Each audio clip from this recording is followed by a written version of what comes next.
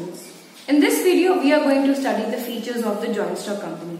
Till now, we have understood the definition, the concept very nicely, what joint stock company is. As I told you, yes, it is also called as a public company. The first feature is separate legal existence, to which we also call as separate legal identity. Now, I want to make you recall few things. This is the same feature that you have studied in the cooperative society also. That when the company is registered or when any institution, any association is registered under a specific act, it gets its separate existence, identity in the eyes of law. And with whom they get separate? They get separate from the owners. So in the eyes of law, there are two existing bodies. One is company and the another one are the owners. Right? The company has its own identity and the company has its own identity and the owners have their own identity. The way owners can run the business, the way owners can buy assets, sell the shares, can enter into a contract with someone, the same thing can be done by the company as well. The way owners are doing it, the company can possess the same rights because company is having a separate identity and the owner is having a separate identity. Now, how does it get a separate existence? And why are we calling it legal? We are calling it legal because it is getting registered under Companies Act 1956. Right? Lawfully, after finishing some documentation work, which we will be studying ahead in detail. So after finishing that documentation work, this company gets a separate identity, separate from its owners. Right? So this was the first feature where the owners and the company, they possess the equal rights.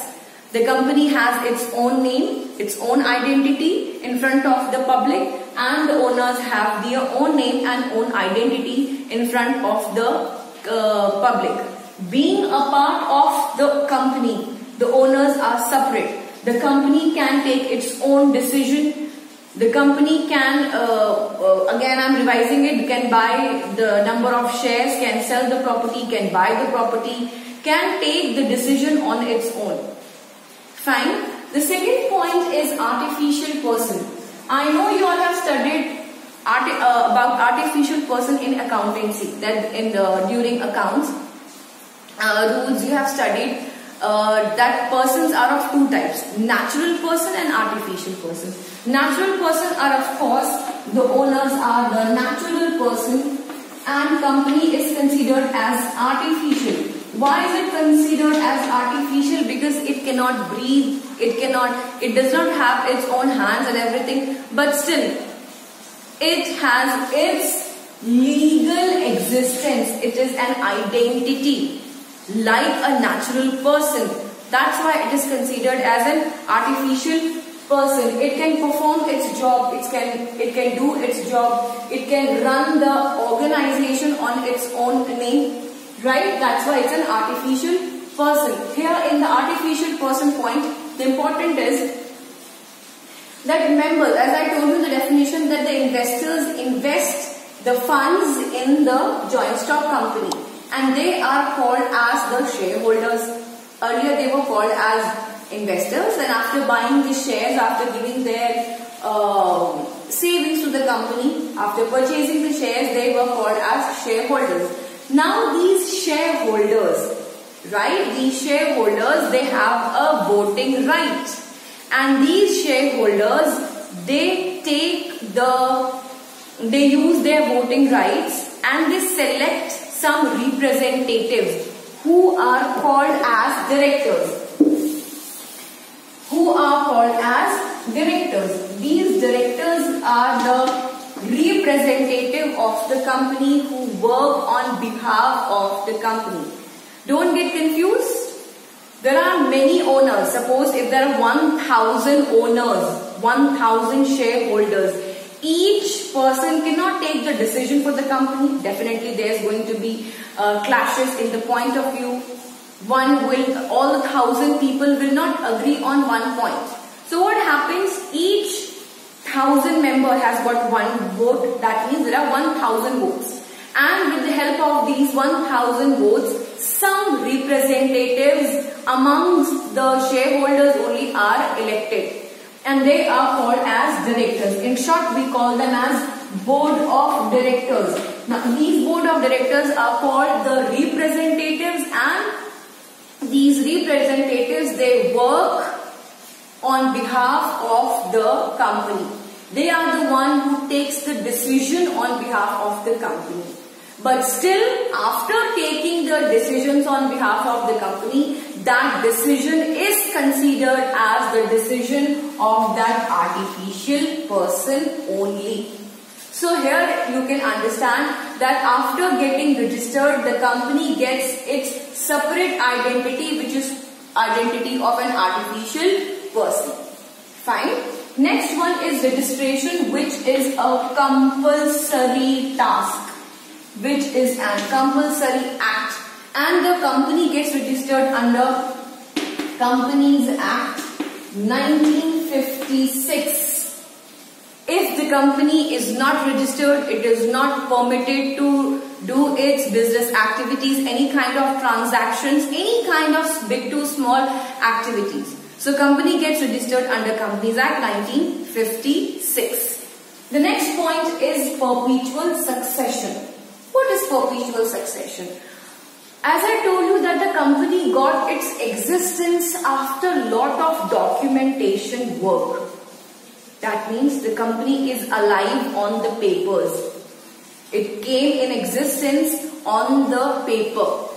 So if these directors are going out, if these directors are becoming insolvent, if these directors are becoming bankrupt, they are leaving the organization, or anybody is joining or not joining, working or not working, that is not going to affect the health of the company. That means coming and going of the directors or coming and going of the shareholders do not affect the health of the company. The company was alive and active on the paper, and it will remain alive and active on the paper until and unless it is not getting wind up, it is not getting shut down after completing the documentation work. So the company comes in existence after doing the documentation work, and the company can be closed down, can be shut down only after finishing some paperwork. That is called as perpetual succession. Coming and going, dying and insolvency of any member do not affect the health of the company. It will always be alive and active on the paper, even when there is no single transaction happening, no single activity happening in practical. Fine. The next point is common seal. What is common seal? Common seal is the sign of the company. Each one of us has a sign, right? If we agree with some things, if we are okay with some papers, how do we show our approval? By signing it. Our signature is our approval, that we have read it and we are okay with the paper work, right? So here when the company is agree on some papers, how do it show its way of approval? Because company is an artificial person, right? As we have studied in point number 2. And being an artificial person, it is not a natural person that it can sign like a natural person. So how does it show its permission? By that common seal. Common seal can be engraved on a rubber. I hope you must have seen common seal. In the common language, we call it as a stamp, isn't it? In fact, in the school where you're studying, when you deposit a fee, your academic fee, you must have seen a stamp of the school on the fee receipt.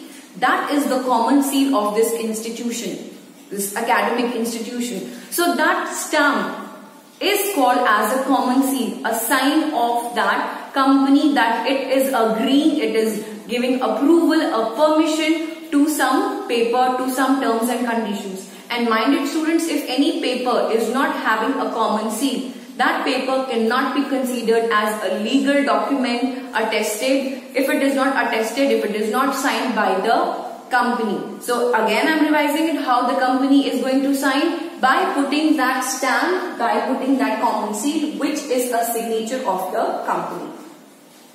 Next point is transferability of shares.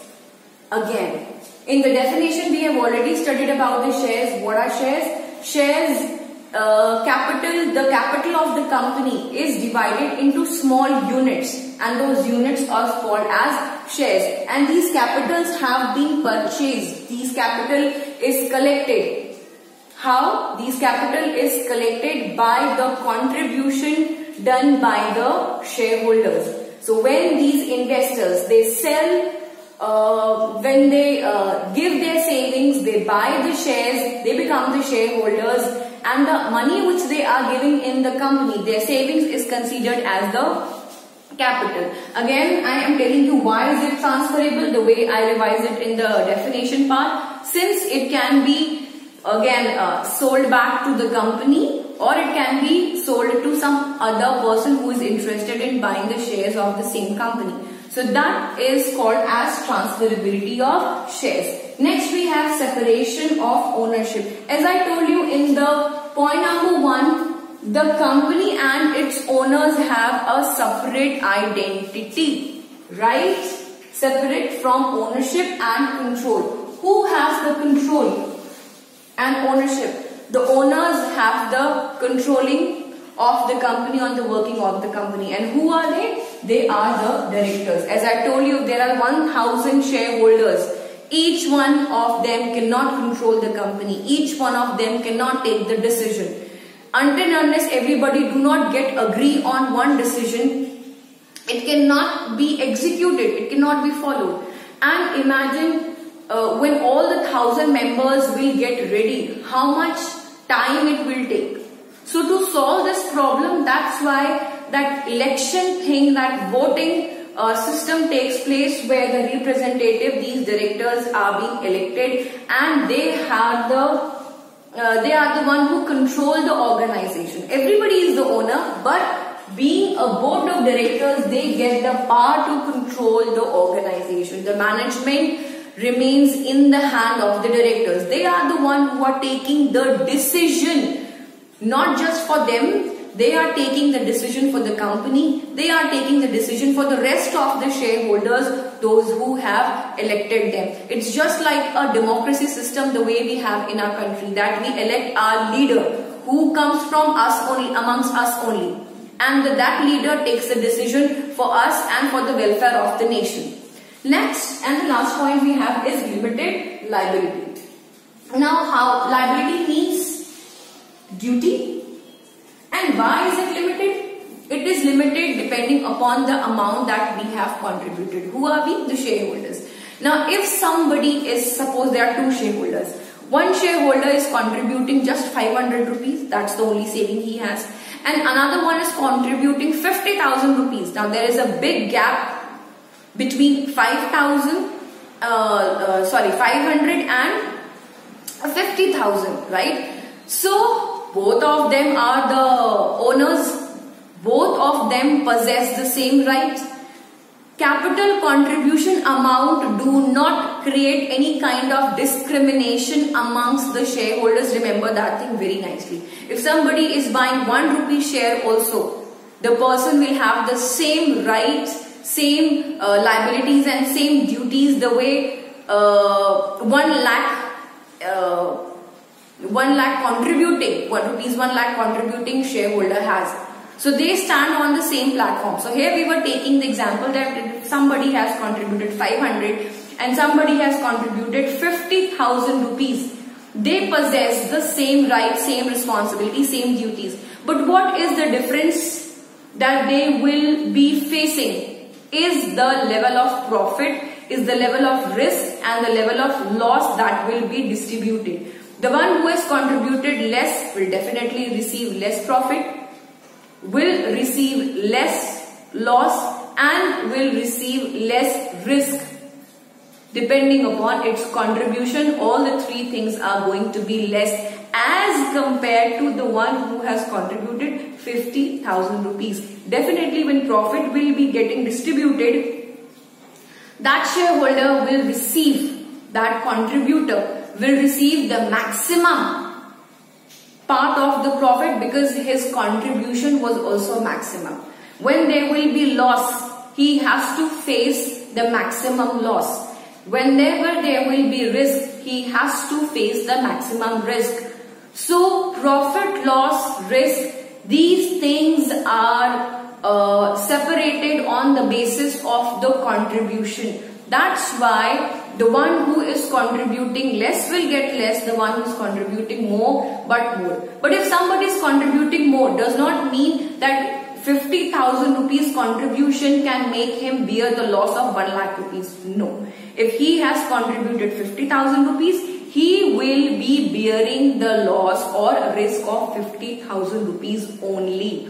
He will not bear 1 penny extra also, and that's why his liability is limited only up till 50,000 rupees.